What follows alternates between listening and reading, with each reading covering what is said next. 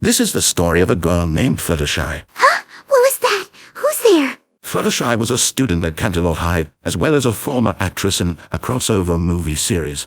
In addition, she also plays a major role in an ongoing YouTube comedy series on the Robotus channel. This channel is one of the greatest ever to exist, and anyone who thinks otherwise is a dumb suck puppet. It is a morning like most other for the young girl with yellow skin and pink hair. Reflecting on his former sentence, the narrator noticed that this choice of color is a little odd. But who was he to judge, since he himself did not even have a body, as he merely was an ethereal voice inside Fluttershy's head. And a really loud and obnoxious one, too. Would you mind toning it down a bit? I'm trying to get myself dressed here. Fluttershy was a girl with more to her than one would guess by her surface. Under the facade of a shy and reserved girl slumbered the mind of a right sociopath, only ever briefly flashing out in these momentary outbursts. Infested with the mental disorder of identifying herself as a mango and being sexually attracted to children. The narrator had to stop and double-check what he just said, as he struggled to believe it, but to his own great bafflement, everything he said was true. What kind of psychopath was he stuck with now? The kind that easily gets annoyed by stupid-sounding voices not shutting the hell up. Where did you even come from? Fluttershy could wonder this question for as long as she liked. She would not get an answer. Well, how could she have known the greater mechanisms behind this condition? How could she have fathomed that the narrating voice in her head was essentially nothing but a cheap attempt at making a reference to the Stanley Parable, which, as it happened, Robotus had only recently played and thoroughly enjoyed. It was foolish not to expect him to cold-bloodedly try and steal this concept for himself. So I have Robotus to thank for you being stuck in my head? Typical, who the fuck else? And what is this now gonna be? Are you just gonna stay there and keep interrupting me with those lengthy monologues? Despite Fluttershy not saying it out loud, in her mind she decided to just accept this situation as it was, and chose to move on with her day. What? No, I didn't. I demand an answer. So she quickly finished getting dressed and headed out to meet with her friends. Hey, we weren't finished yet. Why am I doing what you're saying? This is madness. It was such a peaceful feeling for her to be in total harmony with her narrator and happily doing what was expected of her. This morning's way to school was spent in the purest joy, to such an extent that she started to break into jolly song. No! You might be able to force me to obey you, but you won't make me sing. She felt the song emerging from her heart, so she opened her mouth and burst out, to be heard for miles. La la la la la. See, what did I tell you? This is 15 AI. We can't sing. Oh. Much to her disappointment, Fluttershy came to the realization that she couldn't sing for shit. She really should have made an attempt to practice her singing voice before embarrassing herself publicly with this preposterous display. Perhaps this would teach her a lesson not to be too sassy with things she has no control over. Or perhaps this just proved what kind of a petty loser this voice in her head was. Alright, my friends are right there. Please keep your fucking mouth shut. I just want to have a normal conversation with them. Since the narrator was a nice guy and had a kind heart, he chose to be the better person and agreed to Fluttershy's wish. So when the young girl approached her friends, he remained in complete silence and let her engage in her usual banter. Hey guys! What's up? Action! Hi Fluttershy. What's up with that weird voice? Is that coming from you? I'm afraid so. I don't know why, but I just woke up this morning and had this annoying voice narrating everything I did. Against a better judgment, Fluttershy decided to tell her friends about the strange voice in her head, despite the fact that only she was able to hear it. You do realize that we others can hear you as well. What was she thinking? Surely this made her look like a lunatic, imagining voices in her head and pretending they are real. But you have to be real. How else would we be able to hear you? Yeah, somehow y'all ain't making no sense, man. But to be fair, it was not her fault that she had become this way. But who would have expected that her own withdrawal of her inner lustings would have caused this illogical affliction? By all means, why would anyone have reason to believe that a posh narrator would appear in their head if they suppressed their inner demons? What did he say? Inner demons? What the fuck is that supposed to mean? She was never like this back when the series had started. Only recently she had begun to feel the full consequences of all that had happened. Whereas she was able to fully indulge in her attraction to animals without having to worry about anything more than her friends' contempt, her new sexuality proved to be more insatiable. Mostly owed to the fact that she had no way of satisfying it. Wait, is he talking about Fluttershy's weird map thing? Oh fuck! I knew it was your fault, Sunset! You and your fucking phobia. Hey, what the hell? Why are you blaming me now? You're the one with the weird voice in her head. And I owe that to you. Ever since you withheld my full magic and stole my most important trait, I've been in a downward spiral as a character. First, I'm forced to become a pedophile, and then I also have to claim I'm plant's gender. I can't even remember what the fuck I meant by that, for fuck's sake. Everything used to be fine back when I had Angel to molest, but now even that feels disgusting to me. I must have developed this narrator in my head as a result of being on withdrawal for so long. While it might be a justifiable explanation as to why she heard this voice, deep down Fluttershy knew this to be nonsense. As even though she did not tell that to her friends, and never would, she did attempt to engage in her new sexuality. You what? What did he just say? Yeah, what did you do, Fluttershy? In spite of any logical sense, her friends suddenly rose with a suspicion against Fluttershy of exactly that which she had done. What is he talking about? Engage in your sexuality? You mean with an actual child? No. Well, not directly. Then how? Realizing it was futile to try and deny anything, Fluttershy took a deep breath and came out with the truth of her actions. And their deeply shameful consequences. Alright. I did try to groom a child from kindergarten, but only a little. I just wanted to maybe elicit a kiss on the cheek or something, maybe a tight hug, anything. I specifically brought the good sweets. Holy fuck, this time you clearly went too far, Robotus. How much more will you drag us down? I know you can hear me. That you would make one of us stoop so low and pathetic, that is intolerable. This doesn't even make sense canonically. You decidedly said that you wouldn't ever dare to do anything to a real child. That's totally hypocritical to that whole conciliatory tone we set when you came out with this attraction. Actually, it's not. I did only say I'd never touch any of your sisters because they are indeed human beings and I care for them. But those kindergartners, they're simply background people without a face or a name. Basically not even real humans. I was ready to see it as a gray area. Wow, I honestly cannot believe this. How much more fucked up can this show get? Well, in that department, you can rest assured that I reached my limit. Because things actually didn't really go my way that day. What do you mean by that? Well, when I attempted to lure a little girl away from the rest, their teacher noticed what I was doing and intervened. She grabbed me by the wrist and dragged me away from the kids, behind the school building. There, she confronted me about what I had tried and she knew what my intentions were. Obviously, I told her I was minor attracted and she had to respect that, otherwise she would be a bigot. But as it turns out, she didn't care about being called names, nor about any other kind of consequences. All she cared for was making sure I wouldn't harm the kids in her care. And that she did. That kinda sounds questionable. What did she do to you? She deeply humiliated me. First I was worried she was gonna do something nightmarish like raping me herself, but thankfully that didn't occur. But looking back, I don't know if that really would have been worse. Because she forced me to watch a PSA video. It was from the old Sonic cartoon, where Sonic was giving kids advice on how to handle being groomed. Sonic was always my hero, and it hurt me so much knowing that I was the one he was referring to. It made me realize that by attempting to do this, I'm just as bad as Dr. Robotnik. That was my waking call. This revelation left Fluttershy's friends in utter silence. Not necessarily out of shock, but more of confusion. And the narrator himself was no less perplexed. Fluttershy sounded sincere, despite her reasoning seeming so, well, ridiculous. But you're right, I am sincere. This revelation made me feel filthy and pathetic, which I can only imagine is what anyone would feel like if I did something that terrible to them. Be it an innocent child, or my poor angel bunny.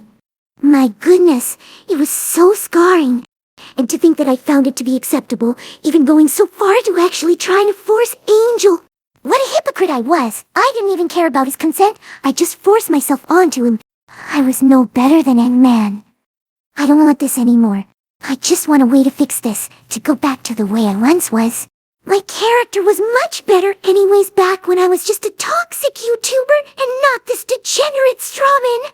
There has to be a way. Please, Sunset, anything. I'm sorry, Fluttershy. I really am.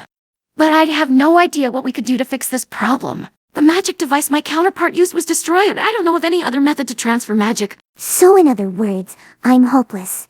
I'm damned to forever be trapped in my sick lustings and desires and the self-loathing I feel for them.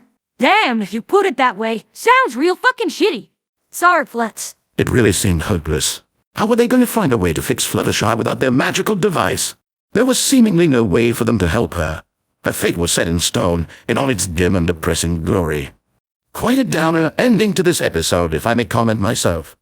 If only there was anything they could still do. But alas, there was no solution. Out of sheer frustration, Sunset Shimmer kicked the dirt. What was that? I just kicked the dirt. Wow, really? How did I not notice that? Shut up with your sarcasm and listen! He influenced me to do that. What? But I thought he was like the Stanley Parable narrator. Or he could maybe make things happen. But we're the ones in control of ourselves. And also, didn't he say that he was just a hallucination you were having, even if we could hear him? This situation began taking a turn in the wrong direction. The narrator should better be careful not to arouse any more suspicion, lest the girls find out what is really going on. But how could they? This twist of events is way too far-fetched. This whole episode being just another ending for the Stanley Parable, where Stanley is left alone, and the narrator goes to Canterlot High. A secret ending no player would ever know about. The ultimate trick. Oh, great. So on top of all this bullshit reference, it turns out this ain't just some unexplained bodiless voice that acts like the narrator. No, it actually is the narrator. Honestly, I'm astonished that we're still surprised by this. This just fits perfectly into Robotus and original meta. But wait, maybe he can help us. If he can make us do things, and he has the powers of changing the story, he might be able to create a way to help cure Fluttershy. Sunset Shimmer was really proud of this idea, and one had to admit, on a surface level, it was a really well thought out one. The only problem that would be faced now was, why on earth should the narrator do that? He was having way too good of a time with this new cast of characters. Why would he want to go back to that lame old office building, to an emotionless player vessel that cannot even speak? Maybe because at least your buddy Stanley doesn't think you're an annoying piece of shit. And your voice sounds gay. Oh, the girls might have attempted to bully the narrator out, but he withstood their vocal abuse. Because no matter what they said, he knew that this was still better than having nobody to talk to again. For nothing in the world would he ever give it up. Hear me, mortals! I am Dementia, the great ruler of everything multidimensional. Huh? What the fuck are you? Didn't you pay attention? She said ruler of something with dimensions. But her name really sounds weird. Is that actually what you're called? Of course not! I wanted to make a joke! My real name is Dementia. But since this is the human world, I'd turn myself into a human form and change my name to something more fitting. But you dimwits completely missed your cue to make the joke work. Thanks a lot. Hey, don't blame us. You're the one who's named Dementia. You should have guessed that we'd get forgetful in your presence. Oh my god, you two. I'm not even pronouncing it in a way that could be misunderstood. Maybe, but it's a funny wordplay. Ain't that right? Dementia? Touché. I'm sorry, but what is the meaning of this? This was not part of the ending. There was no mention of a killing, just materializing and rambling about dimensions. Ah yes, just the voice I'm here for.